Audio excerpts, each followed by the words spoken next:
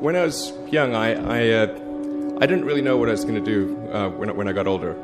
People kept asking me, but then eventually I thought that the idea of inventing things would be really cool.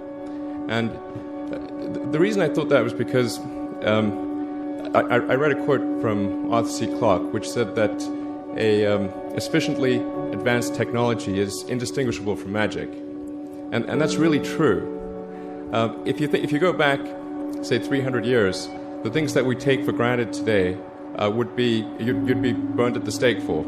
Being able to fly, being able to see over long distances, being able to communicate, and having access to all the world's information instantly from almost anywhere on the earth. This is stuff that really would be magic, or would be considered magic in times past. In fact, I think it actually goes beyond that, because there are many things that we take for granted today that weren't even imagined in times past. They weren't even in the realm of magic. So it actually goes beyond that. So I thought, well, if I can do some of those things, basically if I can advance technology, then that's like magic, and that would be really cool. And I also had sort of a slight existential crisis, because I was trying to figure out what does it all mean? Like, what's the purpose of things? And I came to the conclusion that if we can advance the knowledge of the world, if we can do things that expand the scope and scale of consciousness, then we're better able to ask the right questions and become more enlightened, and that's really the only way forward.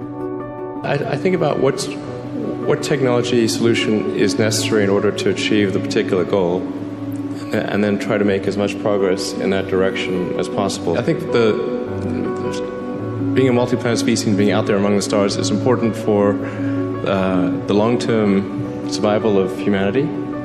But then the part that I find personally most motivating is that it creates a sense of adventure, and it makes people excited about the future.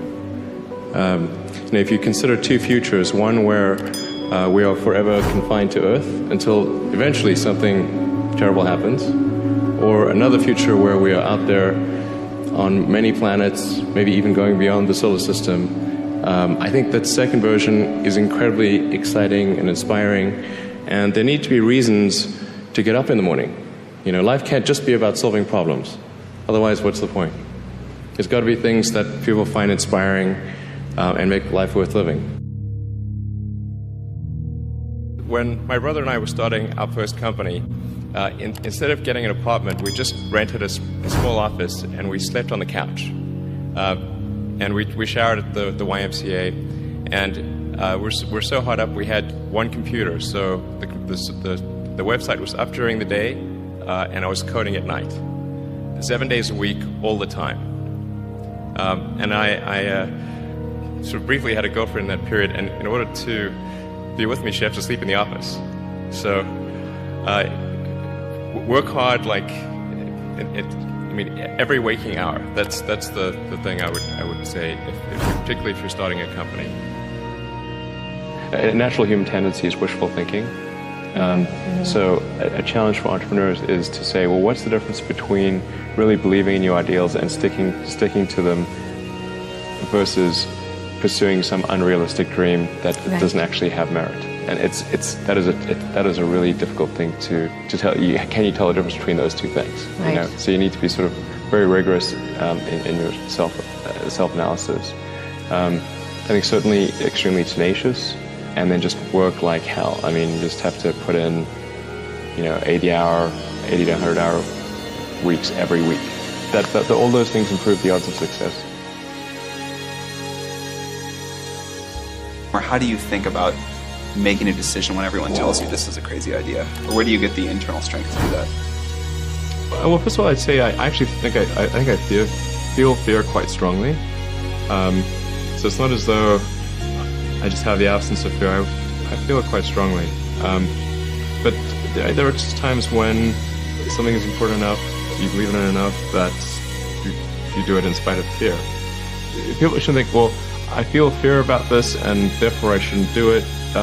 It's normal to feel fear. So you just feel it and let the importance of it drive you to do it anyway? If you just accept the probabilities, then that diminishes fear. Drive overrides fear. It's about believing in the future and thinking that the future will be better than the past. And I can't think of anything more exciting than going out there and being among the stars.